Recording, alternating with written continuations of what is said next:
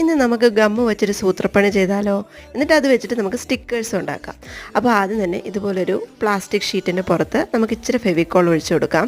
എന്നിട്ട് ഞാനിവിടെ കളറില്ലേ, ഫുഡ് കളറിൻ്റെ ഒരു കളർ ഒരു ഡ്രോപ്പ് ഒഴിച്ചു കൊടുക്കുക. എന്നിട്ട് ഈ ഡിറ്റർജൻറ്റിൽ മുക്കിയെടുത്ത ഒരു ബഡ് എടുത്തിട്ട് അതിൻ്റെ പുറത്തോട്ട് വെച്ച് നോക്കുകയാണ്.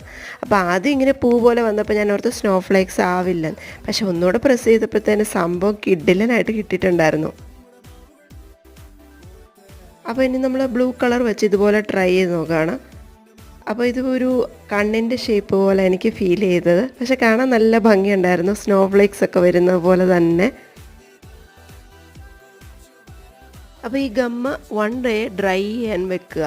കംപ്ലീറ്റ് ഡ്രൈ ആയി കഴിഞ്ഞ് നമുക്കൊരു സ്റ്റിക്കർ ഫോമിൽ ഇത് ഇളക്കി മാറ്റാൻ സാധിക്കുന്നതാണ്. അപ്പോൾ ഇതുപോലെ ഇളക്കി എടുത്തിട്ട് നമുക്ക് ഇഷ്ടമുള്ള ഷേപ്പിൽ കട്ട് ചെയ്ത് നമുക്ക് വിൻഡോസിലൊക്കെ ഒട്ടിക്കാം. ഇത്രയേ ഉള്ളൂ. ഇഷ്ടപ്പെട്ടെങ്കിൽ ലൈക്ക് ചെയ്യണം, സബ്സ്ക്രൈബ് ചെയ്യണം. Thank you for watching.